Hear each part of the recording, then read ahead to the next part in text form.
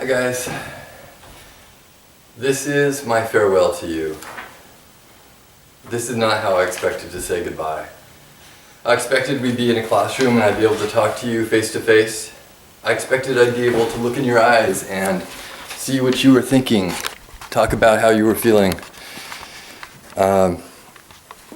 Seems very impersonal, very distant to talk to you like this as a video farewell, but I want you to know that this means a lot to me, and I really wish I could be there with you, talking class by class, hour by hour, and having that personal interaction as we say goodbye.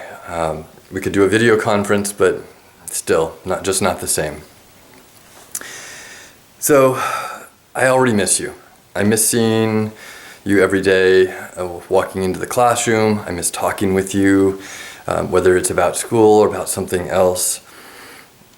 I miss greeting you at the door on the way into the classroom. There were times I danced across the floor. I was just so excited to be your teacher. I'm proud of you for the projects that you've taken on. We had the custom periodic table project. That was not an easy project. That project required you to know a little bit about how the periodic table was arranged, and then you needed to come up with your own arrangement based on a different topic. That required a level of comprehension and abstract thought and creativity that was not easy. And you guys did it, and you did it well, and you were creative, and it was a lot of fun to explore how to organize things in different ways, and I really enjoyed that project with you guys. The Cell Storybook project was another great one. You guys came up with so many creative books. Some of those books didn't follow the direction, so you lost some points, but man, they were great adventure stories. You had ones with Chick-fil-A and with virus invasions and just like crazy things that you wouldn't expect in a storybook about parts of the cell, but you did it, and it was so much fun. My daughter and I enjoyed reading every one of them. Along the way, we learned together.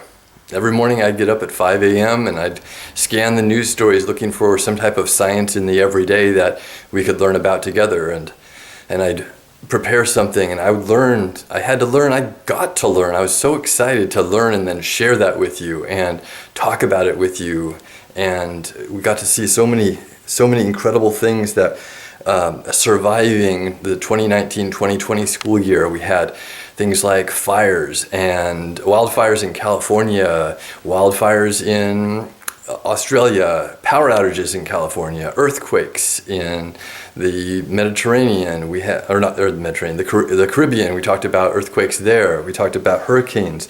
We talked about locusts. We talked about the possibility of World War III. We talked about the virus.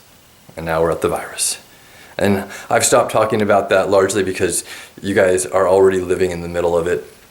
And I hope that you continue to learn about it, but you also are able to balance that knowledge with courage and not be overwhelmed by fear, because when we get through this, and we will get through this, we're going to be better and brighter, and the future is going to be so powerful. I truly believe that as we come through this, there's going to be, like I've talked about before, you guys are going to have some of this self-determination and self-discipline of being able to work at home on your own that a lot of previous generations were not given the opportunity to. How many kids got the opportunity to really have to learn to work on your own at home? And you guys are doing it. You're going to get better as the weeks go on, and that's going to be something that serves you for the rest of your life. Think about other things that will come out of this that are positive, and I know there are, and I can make a whole nother video about those, but for now, I'll let you use your imagination to see what things are changing for the better and what things could change once we get through to the end of this virus quarantine situation. I got my notes here. I've got my tea. Today I'm drinking some green tea. You know, I always like my tea. Let me take a look at my other page of my notes. Need some place to set my tea.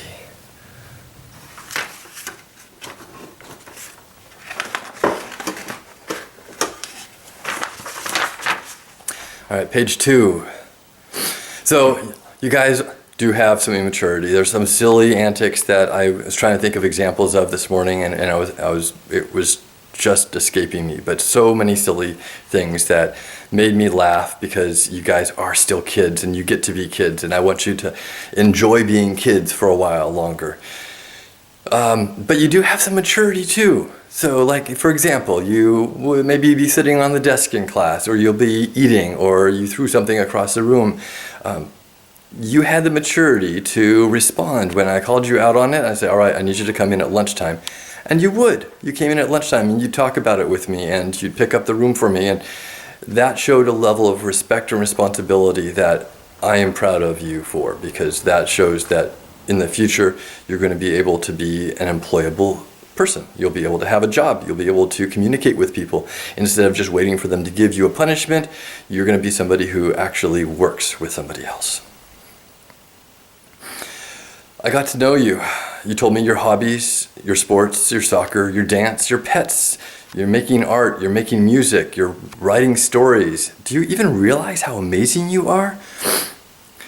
You explained your tech decks and taught me your TikToks, and I'm going to miss all of that every single day. You were generous with your smiles on the way into the classroom and your goodbyes on the way out. When I asked for donations of materials, you came through.